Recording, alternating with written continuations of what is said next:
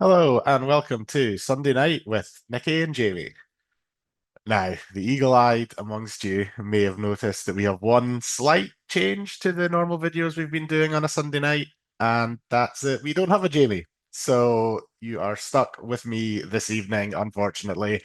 Jamie will be back and he will, I'm sure give you all of his analysis on the games today. But while we're here, I'm just going to have a quick run through them myself, have a quick run through of my team, the week in general, and what the plans are going forward. Hopefully, in a fairly short and sharp manner, but I've said that before, and I then got on to talk far too long. So I will try to keep this one brief. Promise. Right.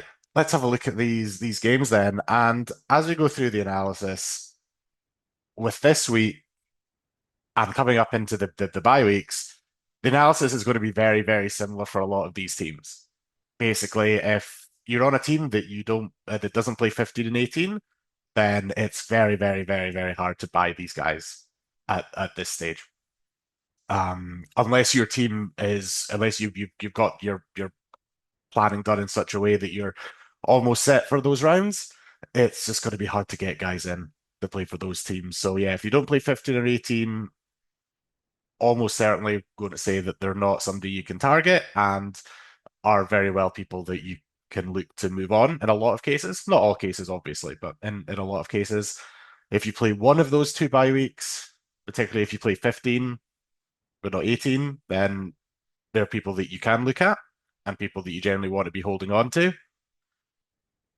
And if you play both weeks, then they are great targets and people that you probably want to hold just for that flexibility and that safety going forward. So, well, obviously individual cases have their own individual merits, but as a rule, when come to recommending who you should be buying and selling, it's all about all about the buy coverage and how your team's set up and how you want to do it. There's a lot of guys that, and we'll get into one of them in particular in that last game where kind of selling people who aren't necessarily sells in of themselves, but we need to make some sacrifices to be able to get these really strong buy round teams out. So let's have a quick run through Chan's. Really great performance from him. Again, though, the Warriors guys, even if you wanted to, can't really look at them at the moment. The big man, the number one pick of the week, showing why he was the number one pick of the week. Yes, he scored a try, so it's a bit inflated. Yeah, he probably won't play 80 minutes every single week, but this is why everybody was clamoring to get him in, and hopefully as many as possible did get him in this week. Now, the one possible negative for being a Keon owner was that Mitch Barnett injury.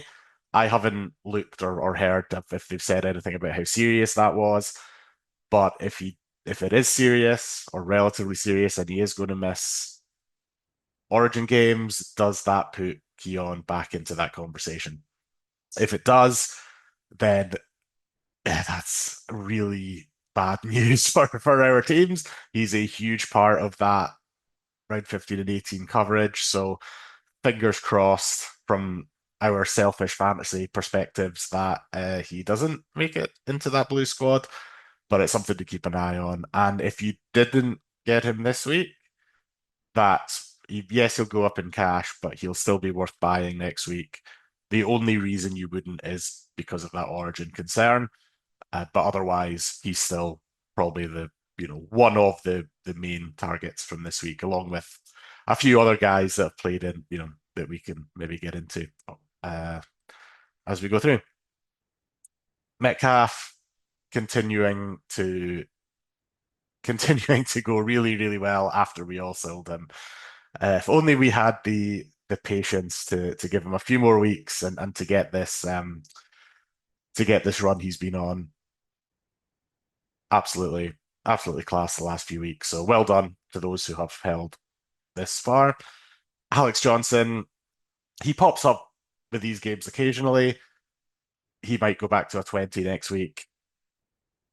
It's hard to recommend these guys, but if you think that Bunnies can go on a run and he can continue scoring tries. There could be value here. He does cover the main two bye weeks, but yeah, he could also go back to scoring in the teens, even with a try. So yeah, can't really recommend it. But if you're looking for really cheap big fullbacks, you could take that gamble if you want. Aaron Clark's minutes kind of going backwards, back to maybe what we can expect from the long term, but his PPM is still through the roof. So I imagine most people playing him in the hooker spot this week killed it. So did Riley Smith, to be fair, and they were the other popular hooker options. And what it wouldn't give to have either of them playing round 15 or round 18. Because if you haven't got on the Jazz Tavanga train, then this is going to be a minefield that I've been putting off thinking about. But we'll have to consider in the next couple of weeks. Latrell, I own Latrell. We got the full range of, or your game of two halves of Latrell's fantasy output. First half, I think he was on 15, something like that. Went off a little bit earlier with the HIA, and it just didn't look really in it. Um, he's never the work rate fullback and can be a bit frustrating if nothing's coming off. He's 100 meters, which was which is good in the end. You compare that to Chance in his 340. Now, Latell's never going to be this guy, but you hope for a little bit of work from him. But then second half, he dominated, two try assists, the try himself. That's why you pay the big money for Latrell when he turns it on like he did in the second half. So in the end, a good score, ups and downs. He's been a fun own. Hopefully he goes big next week, and then we can make decisions on these guys as to whether or not to sell him round 15.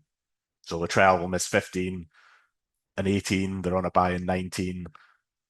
Possibilities about backing up in round 16. I think a lot of players won't back up after that Perth trip, but we'll wait and see. So yeah, if you're on the trail, enjoy the points and then work out what you want to do with him and some of the other Origin guys come round 15.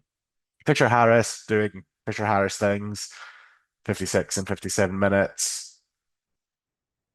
At his price, if it was another time of the year or the Warriors had better buy coverage, he would be a really, really good option.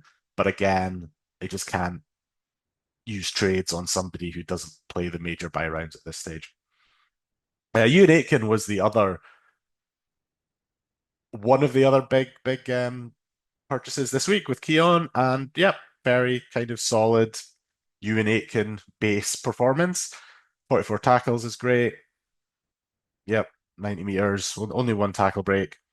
I think he ended up covering center a little bit towards the end when the Bunnies had some guys go off injured. That's the worry with him, that he is that guy, but it was late enough in the game that I don't think it impacted scores this week.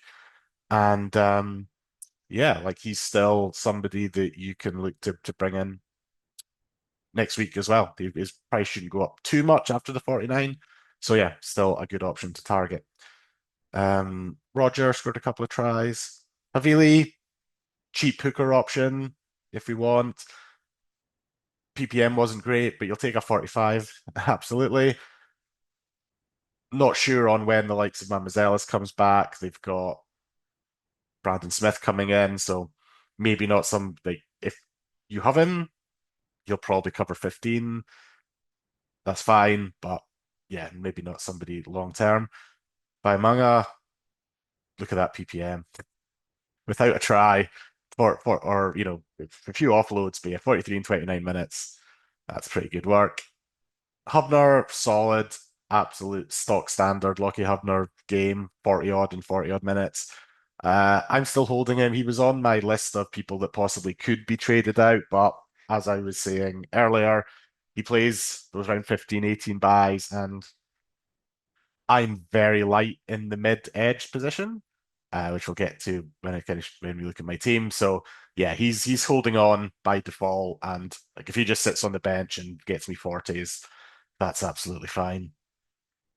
Halasima, very low minutes again for people who've bought him, but kind of saved a score with a try. Duncan played 80 minutes. Yeah, not a great score. A lot of these guys aren't particularly relevant. Egan, has dropped substantially back from where he was at the start of the year. Totola, yeah, Jamie Humphreys went off with an injury again. Haven't not sure how much that, how serious it is. Might have just been a cork. His price is going down.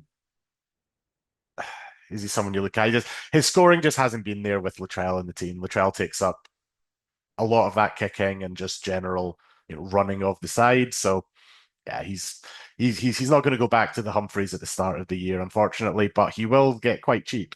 So somebody to keep an eye on. Jai Gray, Bentley Happy was injured. If anybody jumped on him as a cheapie, unfortunately, and then yeah, Barnett.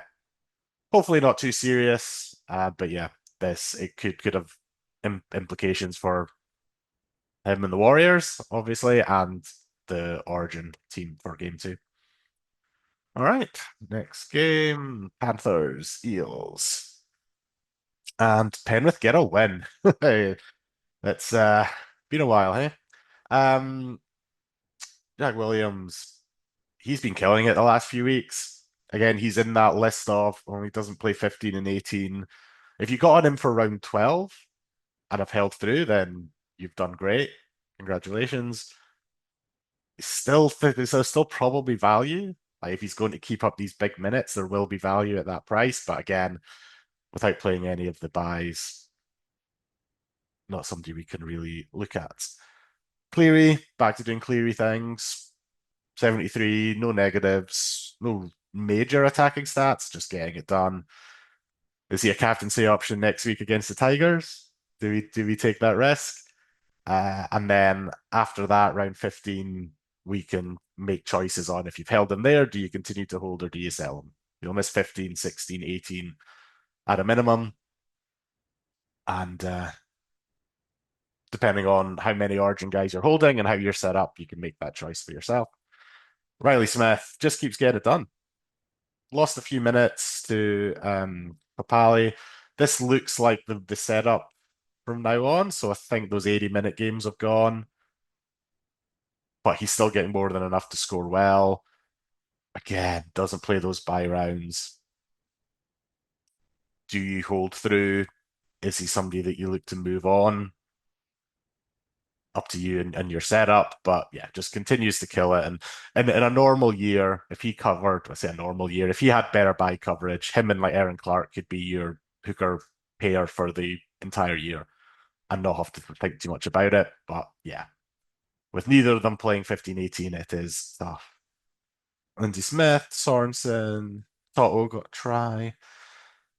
Dillbags, yeah. Um, Iongi, if you've held on to him, 46, you'll take that. Again, now, is he somebody that you continue to hold or do you move on? It's up to your setup. Isaiah Yeo, there was a disappointment. Very similar to Haas last night in that just wasn't, they didn't have the same kind of work rate. Played decent minutes. I think 68's a reasonable expectation backing up. But just not that normal level of work rate that he gets through. And 41, a lot of people had sold him. I would have sold him round 11 if there weren't other injuries that meant that I'd uh, kind of kept him by default. So I was hoping a bit of a pod this week he could go big. Hopefully next week we can get that out of him back to the normal 60s, 70s, and maybe a little bit extra. And then he's almost certainly a sell around 15, just for the reasons we've talked about. But yeah, a little disappointing, a little unders. And this is the the outcome for a lot of my guys in these last two games. I felt like I was on the verge of a really good week, and then just didn't quite play out the way I wanted it to for the last couple. Hopgood, 36 minutes. That's crazy, but PPM still there. Moses, Power Walker, Zach Lomax. Yeah, bit unders if you do have Lomax. Can't imagine too many people do. Some might have him as a pod. But yeah, again, misses a lot of games. Jenkins, I sold Jenkins this week. 36 is fine if you've held on this far, but yeah, he's again not getting a whole ton of ball as we know outside our friend Casey. Where was he? Called Casey. I can't find him. But anyway, yeah, 36 will take it. It's not great, but it could have been worse. Now, Katonga, 29, went off for that HIA, although it was more a slap in the mouth than a head knock. But take the free interchange if you can get it, I guess, to get him. There was a fair bit of blood, so I assume they put a stitch or two in there to clean that up. But yeah, PPM wasn't there. Not a lot of attacking stats, only 60 meters run, a few negatives. Back, I think the 350s in a row, but then back to some of those disappointing games. So I think he's on that list of he's certainly not a burning cell in any sense of the word, but doesn't play 15, doesn't play 18. Can you use that money now? This will have put a bit of a stoppage on his money making unless he goes huge next week. So can he be a stepping stone to some of these guys that we want? Then I wouldn't mind it. Samrani, yeah, so kind of yeah, not great. Um, yeah, that's about it. Dylan Edwards, very low. I don't imagine many people own him. He's going to get very cheap as well towards the end of the year. So, okay, somebody to keep an eye on there. And the final game. So this game I think made a bit of a difference for quite a few sides, depending on who you had and who you played. Teddy doing Teddy things, 12 tackle busts, scored a try. Awesome. Teddy plays both the major buy rounds. They're obviously Roosters are on a buy next week, obviously, but after that, any week after that, he's a target. He's a weapon. Angus Crichton back to some good scores. I can't imagine too many people still holding him, but that's a good result. Same with Watson, lower minutes, but good score. Siwa Wong, he was probably on that borderline for a lot of guys of whether or not you played him, whether you did, whether you played him, whether you didn't play him, or were you able to loop him. So yeah, I imagine there's quite a few people with 64 stuck on their bench and feeling quite disappointed about it. But yeah, it's these weeks are hard. Try to pick the right guys, especially if you're not able to loot. It can be tough, but hopefully a lot of people were managed to get him in. Tamale, he was somebody I sold. I sold him and Jenkins were my trade outs last week to get in Colin Matangi. Wasn't somebody again going to that criteria at the start. He's not a burning sell in any means. He does cover round 18, but I needed to really buff up my round 15 team, and at his price point, he was unfortunately the one that had to go.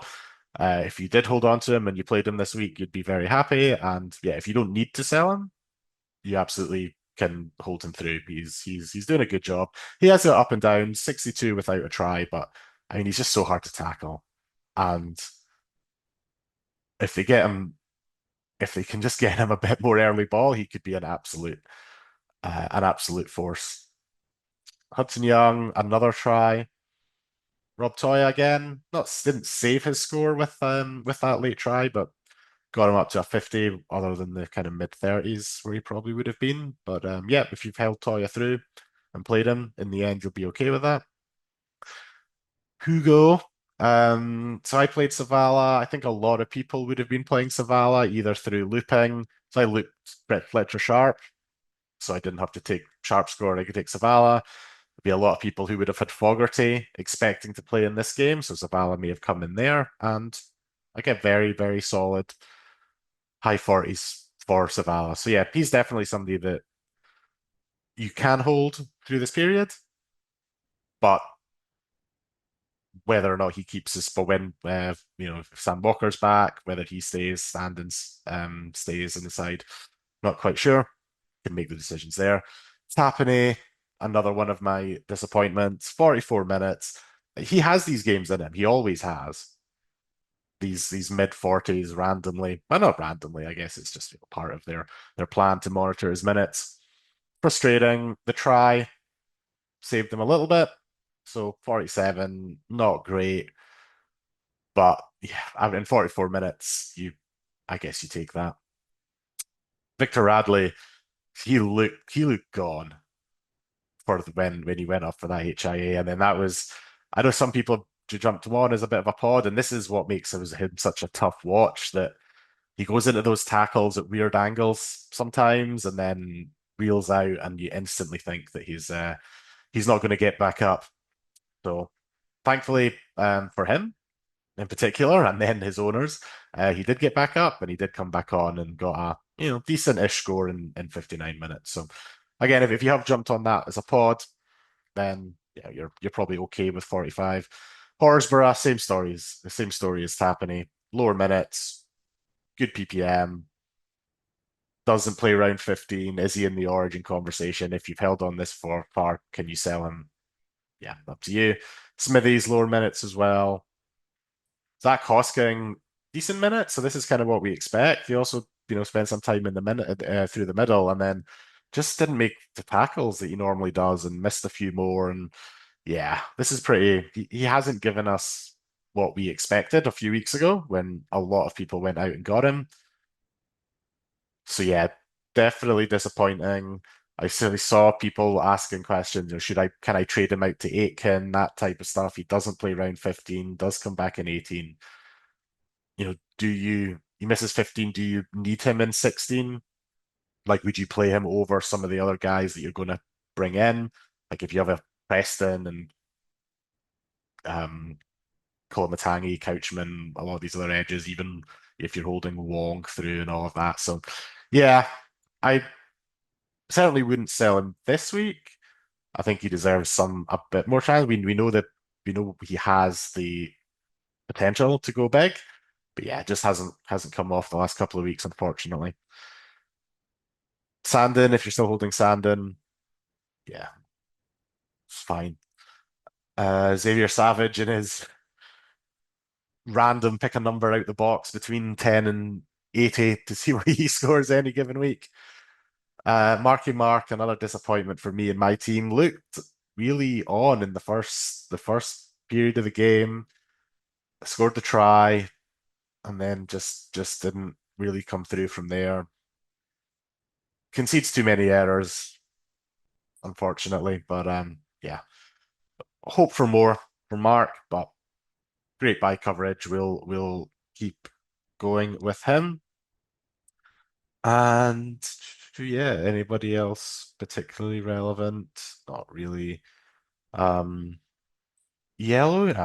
Apologies, I'm going to completely murder the pronunciation. Um, anyway, so it looks like he's taken Zach Docker Clay's spot. Now, whether or not that means he's playable in round 15 and 18 is maybe something that we'll look at. He is cheap, but it feels like they'll just essentially share the load, cancel each other out, and may mean that neither of them are really an option. But we'll see. I think again, if you don't have Tavanga for those buy rounds, then we may possibly have to get a little bit creative to fill that spot. All right. So those are those games. We'll just have a quick look at my side before we sign off. 764 in the end. Again, it felt like it was going to be a better week going into those last two games. Yo was unders, Tapani, Hosking, Katonga, Mark, all left a few points on the table. Probably could have easily been over 800, which I think would have been a good score. This week did make a few ranks as I slowly crawl my way towards the top 10,000, which is a pretty sad aim at the moment. But once we get there, then we can start looking higher than that. And yeah, these are this. It feels like this has happened more weeks than not when you're in a kind of a good position and then you just stall towards the end. And these guys have a lot of like Mark's fairly lesser owned compared to a lot of the other ones. Yo, especially things like Gatonga. A lot of people would have played Gatonga, Tapine, Hosking. So these ones are probably not losing a lot of room, but Yo and Mark in particular, I think if they'd gone well, really could have pushed me up a little bit. Left a few points on the table in the bench, but nothing too crazy. So Riley went big, but Clark had 69. Nice. Could have had Clark instead of Yo and Riley in the hooker spot and or whatever, but it wasn't really something that could have would have done. Yeah, I could have played Garrick instead of Mark, Garrick instead of Katonga, but it wasn't to be. Um, so yeah, that's that. In terms of plans for next week, like I said, it's all about round 15. I am at the moment very light on in my forwards. I should be fine from a half centre swing fullback's point of view, but currently it's only really Hubner and Kolomatangi as my mids and edges, and I don't have a hooker. So we're definitely going to have to do something about that. Big targets are going to be, well, Jacob Preston should be back in round 15. So he's a target. Couchman, Ewan Aitken, those guys will be the major ones. If you can, Jaden Campbell again, he did. I, him and Tedesco are in that level to me where it says, yeah, you can just buy them at any point if you want them and if it fits your team. I don't really need to look at my backs too much, but I could the things like Lucas, and this is where I think I mentioned last week, like having the dual position with these major minor buy rounds is really valuable, and just having that flexibility. So I'm looking at my team and going, okay, my halves downwards are kind of settled. I need to concentrate on the forwards, but I could move Lucas up to edge. If I did decide to bring in a Campbell, say for 15, then I can put him in wing fullback, and then Mark goes to center and Lucas comes up to edge. So having that flexibility really is really handy.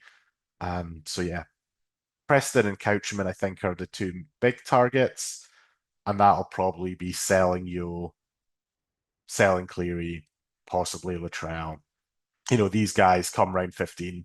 In terms of trading next week, it might be a hold type of week. Now, I do want to get somebody in, but I'll need to look at how we do that.